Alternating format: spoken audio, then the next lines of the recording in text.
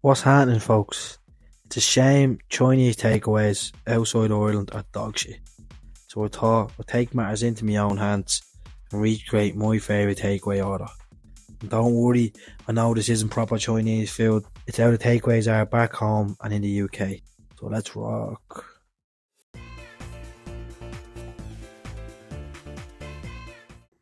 This is going to be a bit of a longer video today as I'm cooking a lot. So there will be timestamps if you want to skip ahead or just cook some things on their own.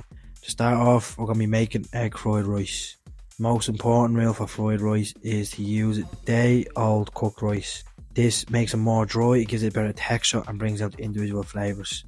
When you just cook rice there and then, it's a bit moist, so it's not good for frying. So make sure, most important, day-old cooked rice. Now, simply just boiling rice is actually very easy to mess up if you don't follow some steps or if you don't have a rice cooker. I've messed up plenty of times before and then wondered why my fried rice isn't coming together properly. So I'm going to show you how to cook it properly the day before. Make sure you wash and drain your rice at least 4 times to wash off the excess starch. Please don't think you can go skip this part, this has to be done. Now time to cook the rice, but if you have a rice cooker, skip ahead to the frying part. Unfortunately I don't, so here's how you make it without one. We're going to cover the rice a few centimetres above it with boiling hot water and bring it to a heavy boil for 5 minutes. Then turn down the heat to low and let it simmer for another 5 minutes. Should look like this now. Lastly, take it off the heat and cover it for 5 minutes or more to let it steam. And there you go, perfectly cooked fluffy rice ready for frying tomorrow. Or if you wanted, even now to serve with another dish. Now it's time for the frying part, so get out a wok or a big pan, add some oil, make sure it's piping hot and add your eggs and scramble. I'm using 2 eggs here for this portion of rice. When it's scrambled, add in your rice, break it all up, then mix around with a splash of soy sauce, a sprinkle of MSG, salt, sugar, bit of white pepper and 1 garlic clove. I also like to add a little splash of Shaoxing wine, but that's optional. And of course, if you want to add some meat or vegetables, go ahead. I love doing that when I'm having a fried rice dish on its own. But for this, I'm just having it the way I would from my takeaway. Just simple, delicious egg fried rice. There you go. Get up. And keep watching to see the rest. The next part of my order will be a few handfuls of a Spicebag. Now I've already done this on the channel, so there's no point me recording it again for you. I'm no phony. The video will be linked up in the corner. The only thing we'll be improving from that video is the curry sauce we'll be making with our beef curry, which is next. Start off by getting out a pot or a saucepan and adding equal parts flour and water.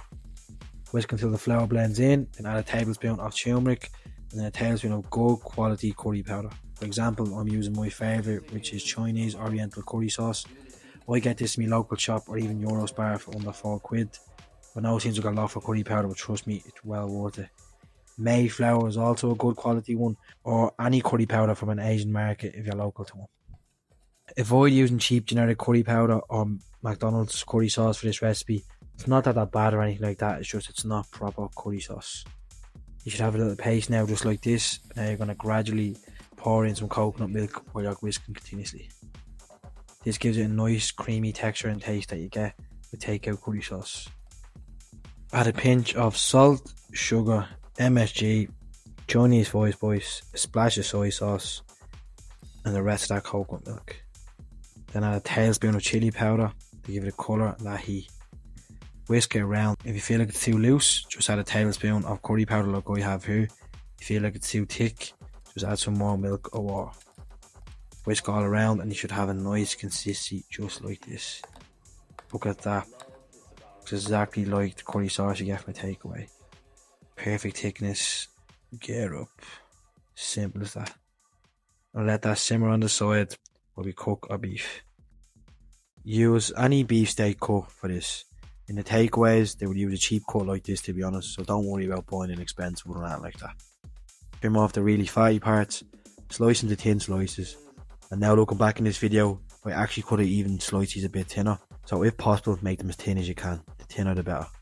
Add them to a bowl with a teaspoon of voice spice, a tablespoon of soy sauce and cornstarch. Let that rest for at least 20 minutes or overnight.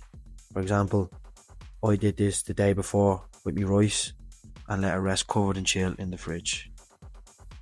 Get out your wok, add some oil, make sure it's piping hot, and toss in the beef and cook until both sides are well coloured.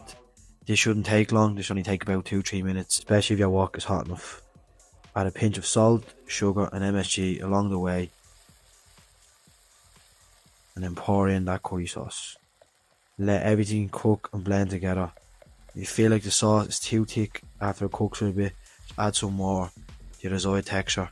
You don't want it too loose though, but I think this is the perfect consistency here, as you can see. But if it is too loose and you want it a bit thicker, same as the sauce we just did before, just add a bit of curry powder.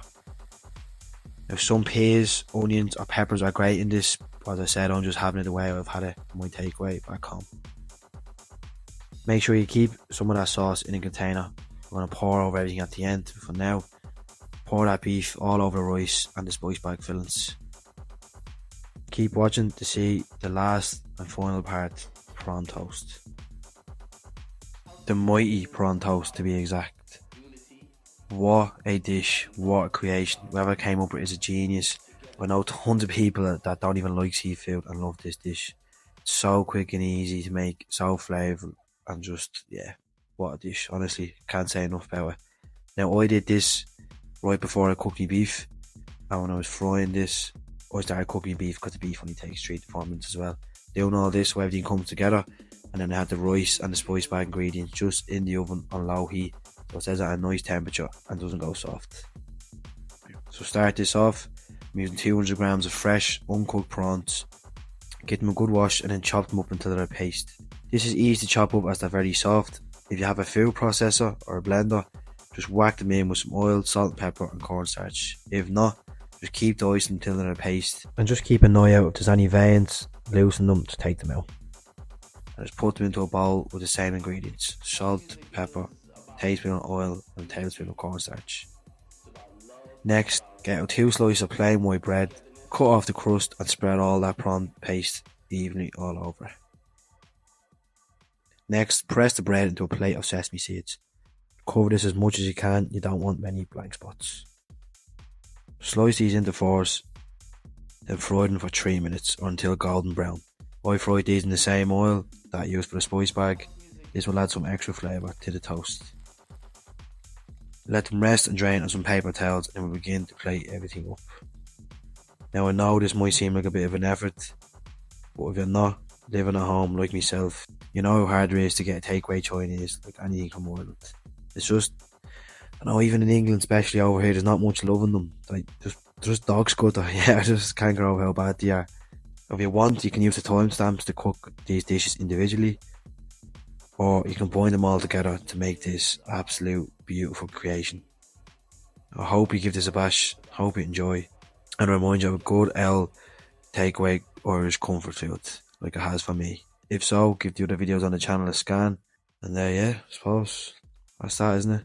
Tops. Don't forget to like and subscribe, folks, and remember, stay nasty.